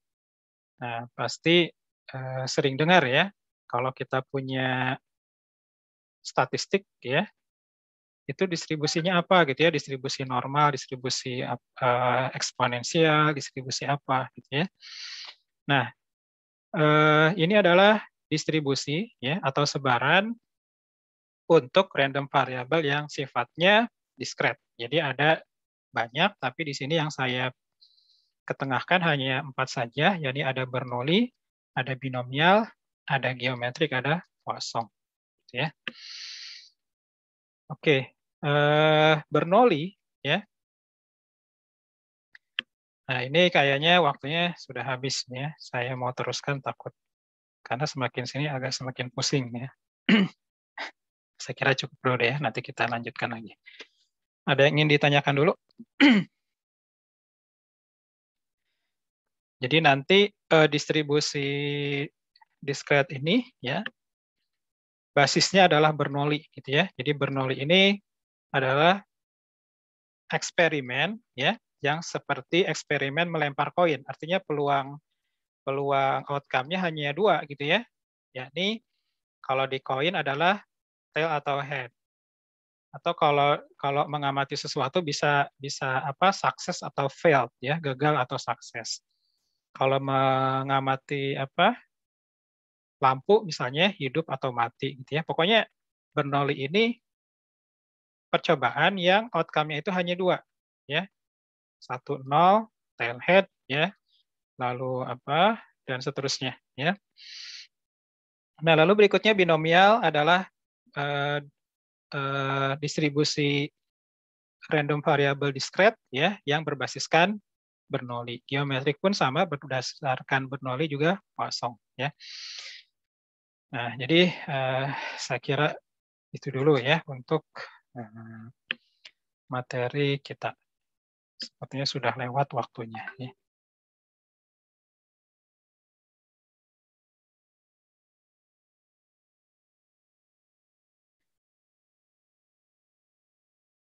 Oke, sampai sini ada yang ingin disampaikan dulu? Pak, mau tanya Pak. Ya, silakan. Kalau probability with replacement itu termasuk random variable juga ya Pak? Probability apa, Mas Anggi? With replacement sama without replacement. Iya. Intinya gini, kalau random variable itu pokoknya dari outcome suatu percobaan, ya. Lalu kita angkakan, gitu aja sih, ya. Jadi misalnya yang with replacement ini kemarin ya, kalau nggak salah yang apa sih namanya, tugas mandi praktikum ya. Jadi kita ngambil bola ya, ngambil bola 5 gitu ya. Iya. With replacement itu berarti kita ambil satu-satu, kan disuruh ngambil bola 5, tapi caranya diambil 1, lalu ditulis gitu ya, warnanya biru, merah, sama hijau kalau nggak salah ya. Nah, habis diambil 1, karena dia with replacement, dia ditaruh lagi bolanya itu, ya. Nah, kalau mau dijadikan random variables, berarti kita definisikan dulu, misalnya jumlah bola warna biru, gitu ya. Nah, jadi kita definisikan katakanlah X, ya. Lalu definisinya adalah jumlah bola warna biru. Nah, karena kita ngambil 5 bola, itu kan posisi tiga warna biru ini bisa biru yang lain-lain gitu ya, lalu biru yang lain biru, yang lain yang biru. Nah, itu kan banyak tuh kombinasinya ya. Nah, itu nilai X-nya itu gitu ya. Ada berapa yang warnanya biru tadi gitu ya. Ya intinya semua percobaan lalu pengamatan outcome-nya bisa kita berikan nilai gitu ya. Nah, pemberian nilai terhadap outcome suatu percobaan itu adalah random variable sebenarnya gitu sih. Jadi bisa diamati dulu ya, kayak tadi warna-warna terus diangkakan atau bentuknya langsung angka gitu ya. Kalau bentuknya langsung angka seperti yang tadi kita mengamati waktu antar kedatangan paket ya. Nah, itu kan langsung angka tuh bentuknya ya. Jadi tidak usah kita definisikan dari sebelumnya sudah keluar angka langsung ya. Atau kita mengamati jumlah antrian ya, jumlah antrian di mall katakanlah setiap kurun waktu tertentu. Nah, itu kan random variable juga gitu ya. Nah, jadi seperti itu ya. Terima kasih, Pak. Ya, sama-sama. Oke. Baik, saya kira itu ya untuk sesi kuliah.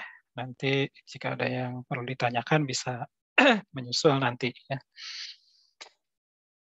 Nah, kenapa kita sebelum ke praktikum ya, kenapa kita harus belajar random variable? Karena kemarin ya, setelah ini kita akan masuk ke proses stokastik. Nah, proses stokastik itu random variable yang berubah berdasarkan waktu gitu ya. Jadi random variabelnya nilainya berubah berdasarkan waktu.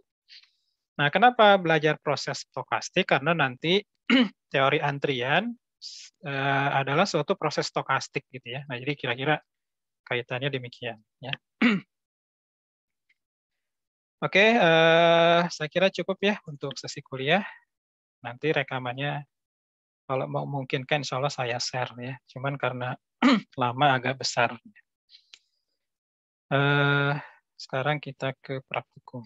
Nah, kemarin saya lihat saya belum mengecek sih sudah mengumpulkan semua atau belum ya yang kemarin saya tugaskan ya. Ini yang saya terima ya di email saya, takut ada yang kelewat sih ya. Yang pertama ada Pak Prayudi Utomo ya, Pak Muhammad Fatur Rahman, Mbak Alma Sabrina, Mas Anggi Mitra Pernanda ya. Nah, ini yang ada di email saya ya. Mungkin yang lain belum ya atau bagaimana nih? Yang praktikum Maaf Pak, sebelumnya saya udah ngirim juga. Oh, udah ya. Share Google Colab, Pak. Share Google Colab, Pak. Sama. Oh, sama ya. Pak. Oh. Hari Kamis. Oh ya. Berarti karena tidak menyertakan notifikasi mungkin ya, jadi belum muncul di email. Nggak apa-apa, nanti saya cek di Google Colab saya. Oke, nah sekarang kita lihat ininya ya. Yang kemarin sudah bisa memahami semua yang tugas kemarin. Atau ada yang perlu didiskusikan? Sedang saya buka. Nah ini ya, coba saya share. Izin Bapak yang 2A Pak, karena nilainya agak jauh sama program Pak. Oh ya, coba ya kita lihat.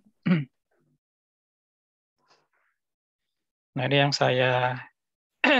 saya coba ya.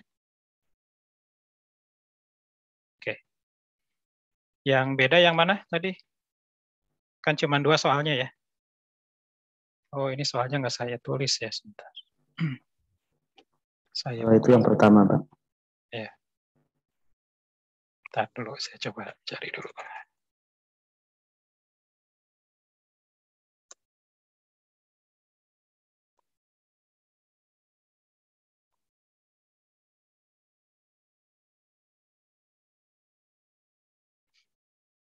Yang kedua yang ini ya. Ini.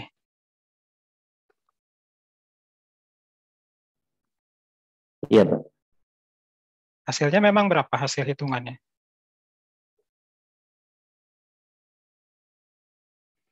Nah, yang kedua ini sepertinya ada yang salah nih ya di soal. Coba deh diamati. Ada yang bisa mengamati tidak? Yang Ada N sama OR, Pak. ya. Dan atau itu, Pak. Nah, ini sebenarnya bukan OR ya, tapi Dan. Oh, jadi N, Pak. Iya. karena ngitungnya beda nanti ya. Iya. Coba. Nah, ya. Nah, sekarang kita coba aja hitung ya. Ini kan nah ini agak susah nih. Nyaret-nyaretnya sebentar. Clear. Oke. Jadi kita punya kotak isinya 10 bola putih, 10 bola merah, 30 bola hijau ya. Jadi putihnya 10, merahnya 20, hijaunya 30 ya. Nah, yang ditanyakan untuk soal nomor 3 adalah 3 white dan 2 red ya. Berapa peluang 3 white ya and 2 red. Nah, ini ngitungnya gimana nih? Kalau saya kemarin lihat referensi di internet, Pak, ngitungnya sama dengan 10, 3 white kan dia 10/30 itu, Pak. Jadi 10/30 dikali 10/30 sampai 3 kali, Pak. Ya. Nah, gini, kita harus hitung dulu peluang-peluang dasarnya ya. Jadi probability dia white, misalnya kita ngambil 1 bola aja ya. Ngambil 10 bola. Mengambil 1 bola. Berapa peluang kita dapat bola white? Bolanya isinya berapa semuanya? 60. Sorry, Pak, 60 kan? 60 ya. 60. Yang putihnya? 10. Nah, berarti kan 1/6 ya. Iya, 10. Nah, berarti yang merah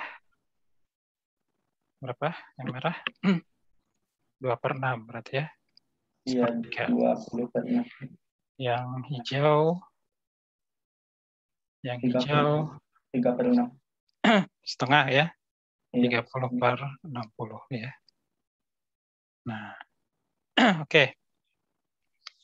Nah, ini kelihatannya ya adalah independen gitu ya. Artinya ketika kita bilang 3 white dan 2 R ya, berarti kejadiannya adalah salah satu contohnya gitu ya. White ya. Red gitu ya. Iya, red. Nah, jadi ini kan operatornya N semua ya. White Iya. and white and white and red gitu ya. Iya. Nah, karena dia independen, jadi independen tuh kayak kita melempar koin, 2 koin, ini pasti independen nih, ya. Antara satu koin dengan koin lain itu nggak ada kaitannya. Dan ini independen, kenapa? Karena with replacement, ya. Iya. Jadi kan ditaruh lagi ya. Jadi kecuali without replacement, kalau without replacement, misalnya kita udah ngambil bola putih, berarti bola putih di mana di kotak kan berubah jadi 9 ya, tapi karena dia with replacement ditaruh lagi. Ya. Nah, kalau kita mau ngitung ini gimana nih? Dengan asumsi independen tadi ya, white, red.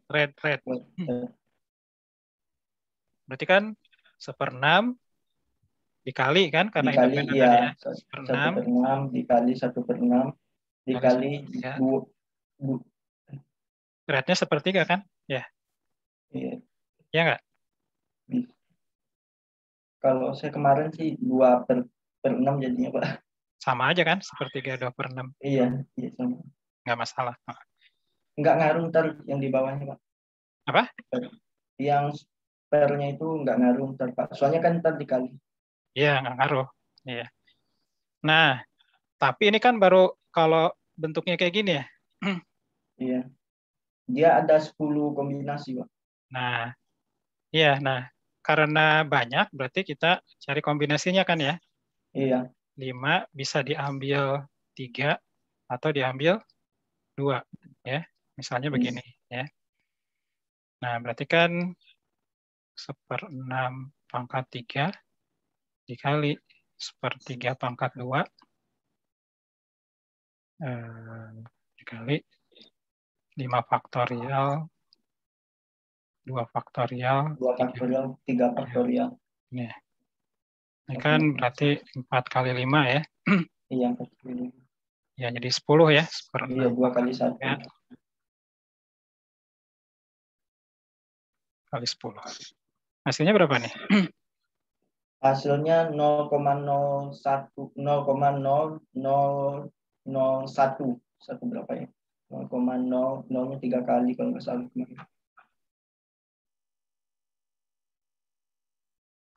Bentar. Kalau yang programnya hasilnya? Sama Pak.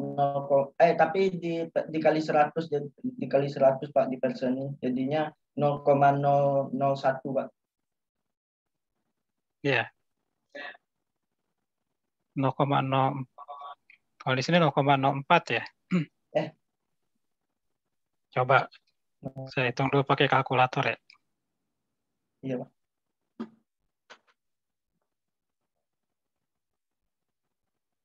Hmm, 1/6. Oh iya, 0,00 Pak. Yang 0,01 itu yang pas yang white-nya sama gitu. 0,04 0,004 kalau nggak salah. Benar ya? Iya, Pak. Maksudnya mendekati ya? Iya. Oke, berarti nggak masalah ya. Jadi saya nggak usah ngitung. Oke, jadi itu ya. Atau ada yang masih bingung?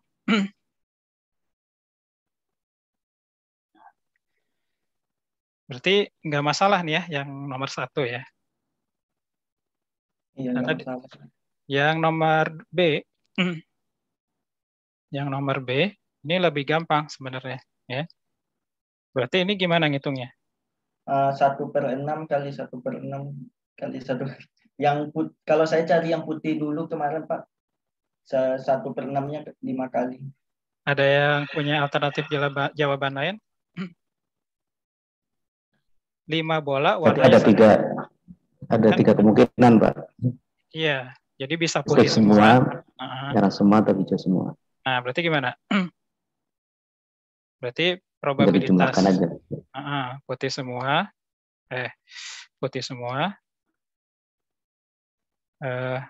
red semua, green semua, ya enggak? Ya. Iya. Nah, putih semua tuh berapa? Putih semua 1/6 pangkat 5. Iya, 1/6 pangkat 5. Iya. Ya. Merah semua? 1/3 pangkat 5. 1/3 pangkat 5 ya. Hijau semua? 1/2 pangkat 5. Nah, ya udah tinggal dijumlahkan. Berapa nih hasilnya? 0,0354. Benar sih, Pak. 0,0354. Ya. Ya. Jadi masih mendekati ya, mungkin nggak sama persis ya. Ini kan 0,0353 ya kalau yang ini karena persen. Nah, jadi itu ya. Nah, jadi maksud saya memberikan ini kemarin jadi untuk menunjukkan nah sebetulnya rumus-rumus peluang yang kita lakukan gitu ya. Seperti ini ya, yang perhitungan-perhitungan seperti ini adalah kalau saya lihat dia adalah suatu pendekatan gitu ya, pendekatan.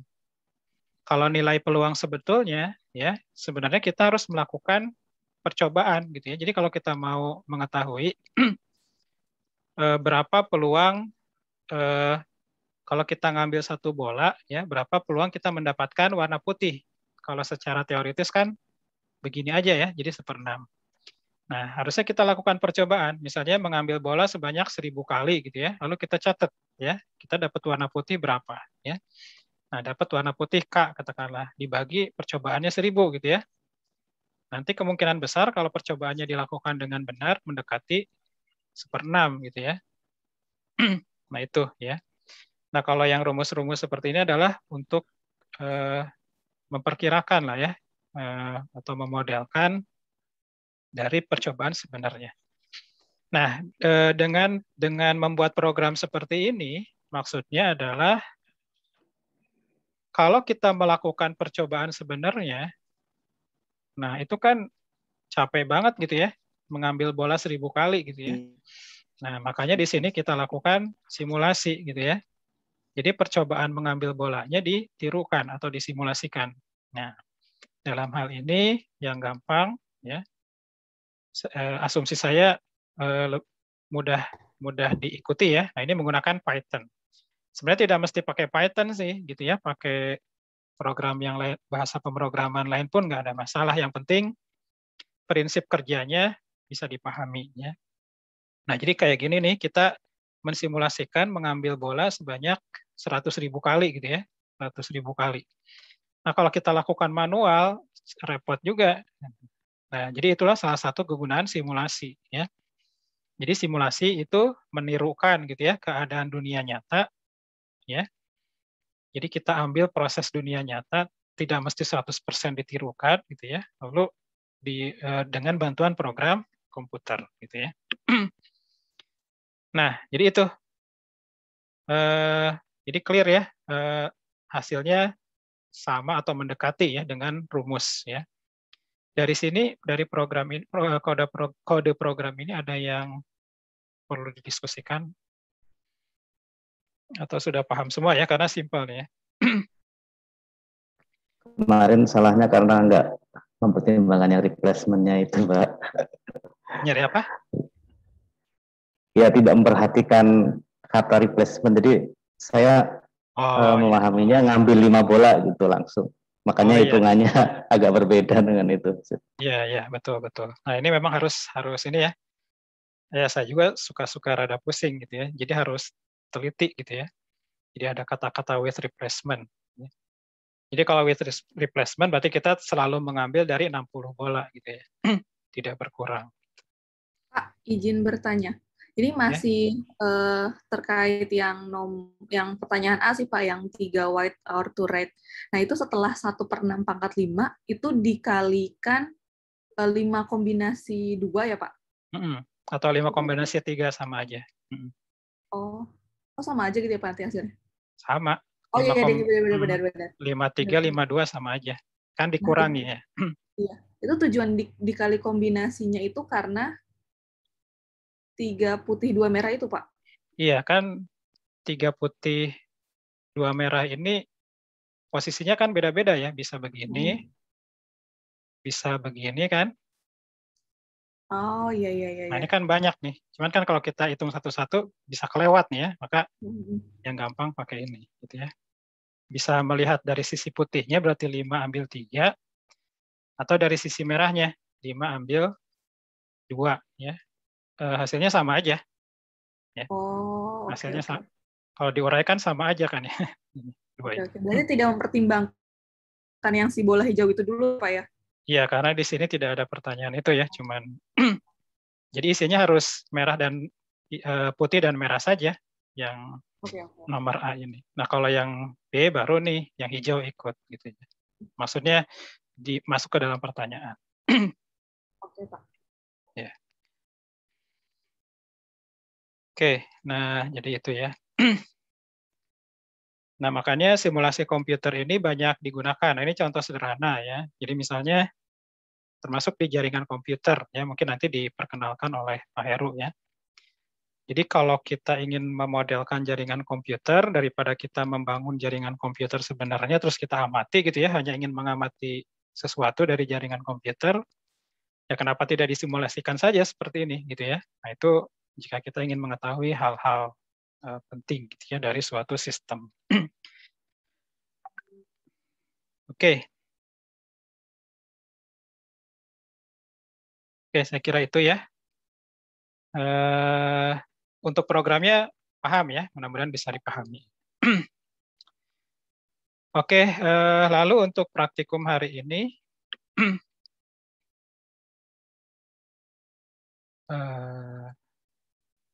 jadi karena seperti biasa ya, karena S2 mandiri, jadi praktikum sekarang pun demikian. Tapi sekarang bukan seperti kemarin ya, bukan apa namanya, membuat simulasi atau contoh program. Bentar.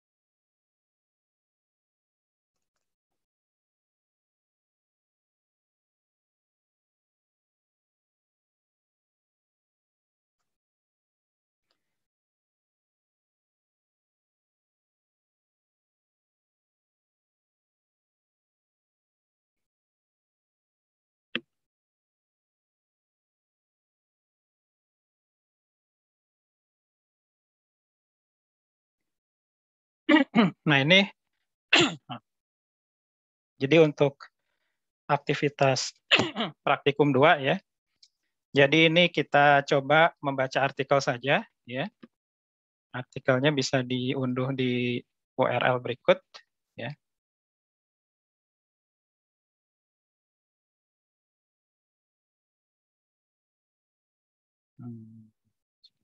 Harus di-save dulu ya.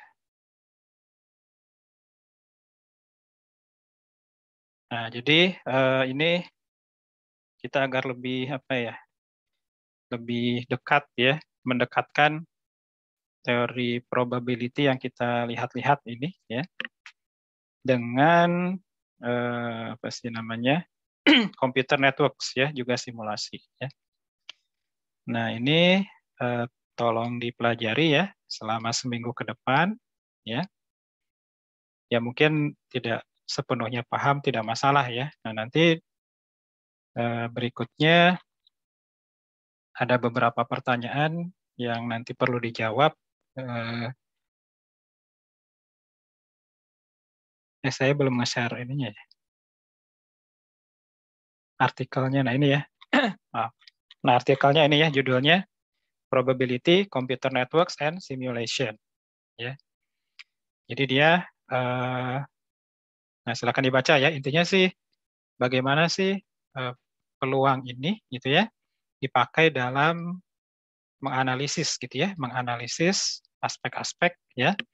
Ini tidak terlalu kompleks ya di jaringan komputer, dan juga bagaimana penggunaan simulasi untuk keperluan tersebut ya.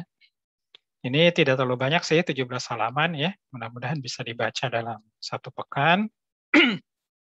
Nah, lalu berikutnya nanti ada beberapa pertanyaan ya. Yang nanti pertanyaan ini dijawab berdasarkan apa namanya? Hasil Anda membaca ya artikel tersebut ya. Jadi yang pertama, apakah yang dibahas dalam artikel tersebut? Tolong dijelaskan ya. Lalu di sini ada persamaan 4. Nah, tolong dijelaskan apakah makna dari persamaan 4 tersebut gitu ya. Nah, jadi di sini jelaskan mengenai gambar 2 dan gambar 4 ya. Lalu jelaskan kembali dengan bahasa Anda sendiri, bukan menerjemahkan ya, paper dimasukkan ke Google Translate tentang perbandingan antara model single link ya, multiple packet series multiple link network, dan parallel two link network ya. Lalu simpulkan gambar 13 dengan bahasa Anda sendiri dan jelaskan alasan dari kesimpulan Anda tersebut, ya.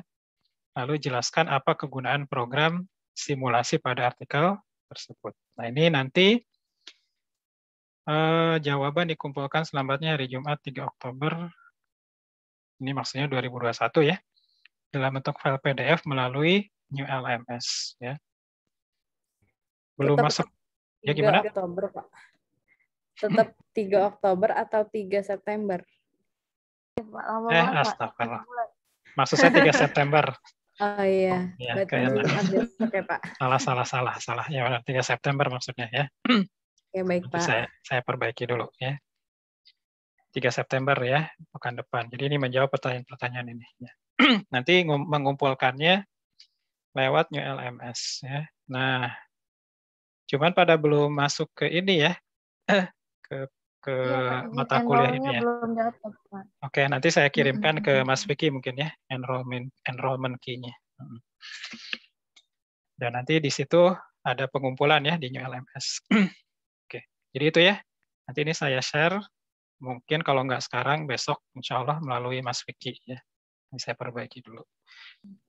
Oke, saya kira itu dulu. Ada yang ingin ditanyakan?